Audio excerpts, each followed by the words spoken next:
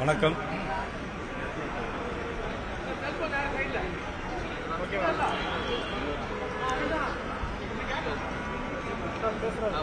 எங்களுடைய சட்டமன்ற உறுப்பினர், மொடக்குறிச்சி சட்டமன்ற உறுப்பினர், மதிப்பிற்கு மரியாதைக்குரிய திருமதி சரஸ்வதி எம்எல்ஏ அவர்களுடைய புதல்வி காலமானதை தொடர்ந்து அவர்களுக்கு ஆழ்ந்த இரங்கலையும் அனுதாபத்தையும் தெரிவித்துக் கொள்வதற்காக இங்கு நாங்கள் வந்திருக்கிறோம். அவர்களை இழந்து வாடும் அவருடைய குடும்பத்தார் அனைவரும் எங்களுடைய வருத்தத்தை தெரிவித்துக் கொள்கிறோம். அன்னாருடைய ஆன்மா சாந்தியடைய இறைவனை வேண்டுகிறேன். அதே நேரத்தில் பெங்களூரில் நடந்த 11 பேர் கூட்ட நெரிசலிலே IPL கூட்ட நெரிசலிலே சிக்கி இறந்து போன 11 பேர்களுக்கும் என்னுடைய ஆழ்ந்த இரங்கலை அனுதாபத்தையும் தெரிவித்துக் கொள்வதோடு அதிலே ஒரு நபர் நமது ஊரை சேர்ந்த திருப்பூர் நகரை சேர்ந்த நமது காமாட்சி அவர்கள் இறந்திருக்கிறார்கள். மிகவும் வருத்தமும் வேதனைக்குரிய செய்தியாக அமைந்திருக்கிறது. கர்நாடக மாநிலத்தில் ஆளுங்கட்சியை சேர்ந்தவர்கள் சரியான முறையில் ஏற்பாடு செய்யாத விளைவாக 11 பேர் இன்றைக்கு பலி கொடுக்க நேர்ந்தது. ஆனால் இதேபோன்று இதைவிடவும் 10 மடங்கு அதிகமாக மகாராஷ்டிரா மாநிலத்தின் அந்த கிரிக்கெட் போட்டியில் ஒரு சிறு அசம்பாவிதம் கூட நிகழாமல் நடத்தியது மகாராஷ்டிரா மாநிலத்துடைய பாரதிய ஜனதா கட்சியுடைய அரசு. அன்றைக்கு இருந்தது அனுராக் தாக்கூர் அவர்கள் சேர்மனாக இருந்தால், நமது மதிப்புக்குரிய முருகானந்தம், நமது பொதுச் செயலாளர் முருகானந்தம் அவர்கள் கூட அதில் இருந்தார்கள். ஆக ஒரு அரசாங்கம் இந்த மாதிரி நிகழ்வுகள் நடத்தும் போது அது பாதுகாப்போடு நடத்த வேண்டும் என்று இந்த நேரத்தில் உங்கள் வாயிலாக நான் கேட்டுக்கொள்வதோடு,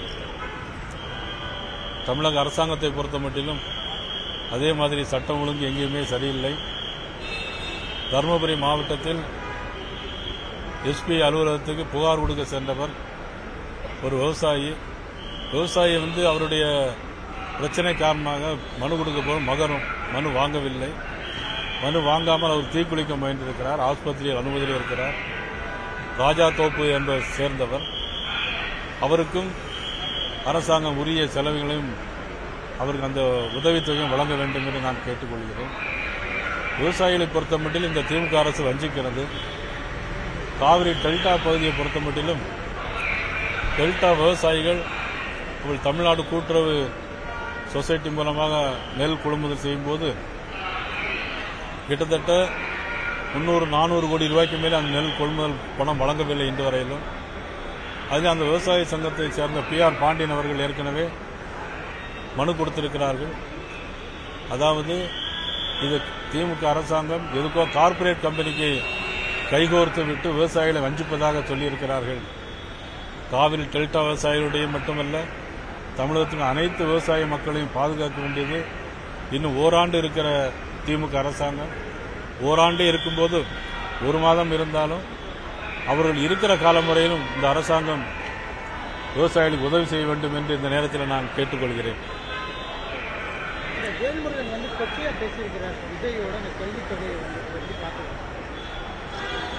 வேல்முருகன் பேசியிருக்கிறார்னா அது அவர்கிட்ட தான் நீங்கள் பார்க்கணும். என்னை பொறுத்தவரை யாரையும் தரக்காமல் பேசக்கூடாது என்பதுதான் எங்களுடைய.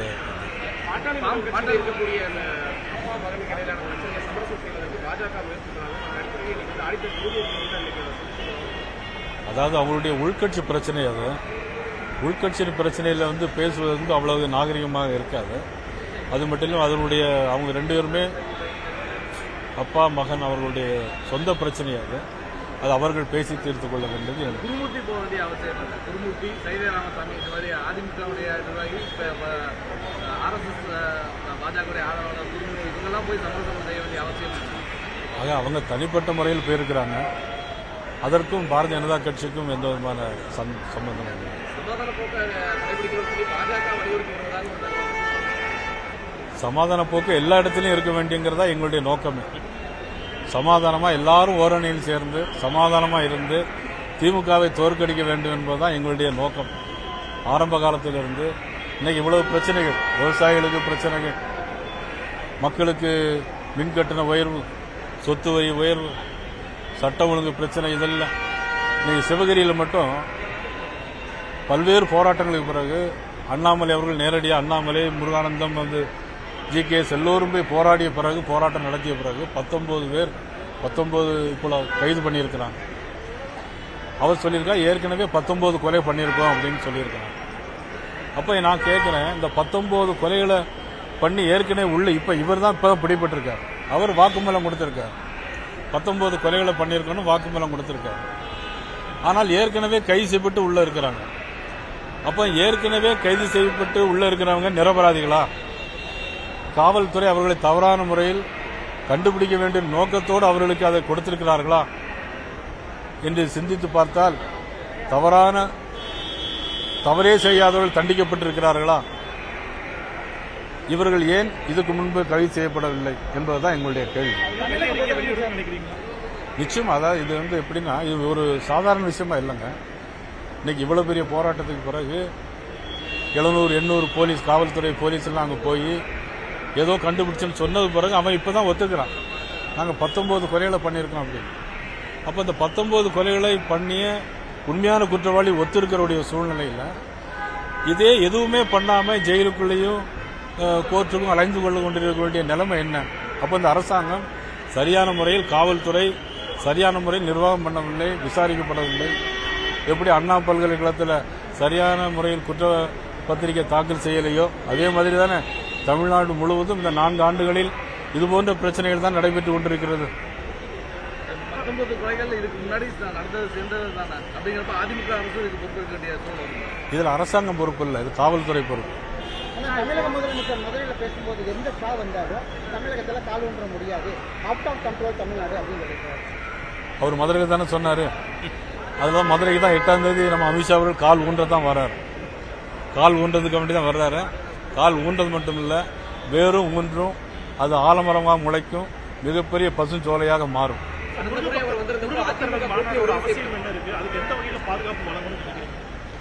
முருக பக்தருடைய மாநாடு ஏற்கனவே அரசாங்கம் ஒரு முருக பக்தர் மாநாடு அதற்கு போட்டியாக நடத்தணும்னு இல்லை. திருப்பரங்குன்றம் மலையில் காலங்காலமாக நடைபெற்று வரக்கூடிய பழக்க வழக்கங்கள் அப்படியே இருக்கலாம். ஆனால் நாடாளுமன்ற உறுப்பினர் நவாஸ் கனி அவர்களும் சட்டமன்ற உறுப்பினர் அப்துல் சமத் அவர்களும் அங்கு போய் அவர்கள் போனதன் அடிப்படையில் எல்லோரும் விழித்துக் கொள்ள வேண்டிய ஒரு சூழ்நிலை ஏற்பட்டது. அது சிக்கந்தர் மலையாங்கிற பெயரெல்லாம் வேற வச்சுட்டாங்க. ஆக இதற்காக இங்கிலாந்துக்கு போய், வெள்ளக்காரங்காலத்திலே இந்த இங்கிலாந்துக்கு போய், இங்கிலாந்தில் நீதிமன்றத்தில் தீர்ப்பு, இது முருகன், இந்த மலை முருகன் கடவுளுக்கு சொந்தம் தீர்ப்பு வந்திருக்கு. அதன் பிறகு ஒரு பிரச்சனை எழுப்பும்போது இதுக்கு முந்தியெல்லாம் யாரும் பேசினா கேட்டுட்டு பேசாமல் இருப்பாங்க. இனிமேல் யாரும் அப்படி பேசுவதையோ அல்லது அவர்கள் உரிமை கொண்டாடுவதை யாரும் பார்த்துக்கிட்டு இருக்க முடியாது. அதனுடைய அடிப்படையில் இன்னைக்கு முருக பக்தர்கள் எல்லோரும் ஒன்று கூறக்கூடிய ஒரு இடமாக, முந்தியெல்லாம் தெரியும், திருப்பரங்குன்றத்தில் நீசிரித்தால் முருகா திருத்தணி மலை மீது எதிரொலிக்குன்னு சொல்லுவாங்க. இப்ப திருப்பரங்குன்றத்தில் நாங்கள் எல்லோரும் ஒன்று கூடினால் செயின்ட் ஜார்ஜ் கோட்டையில் அது எதிரொலிக்கும்.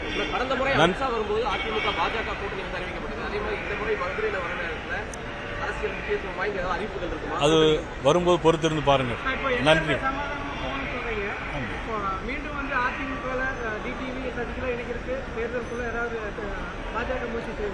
எல்லோரும் சமாதானம்னா எல்லோரும் அடங்குமாறு.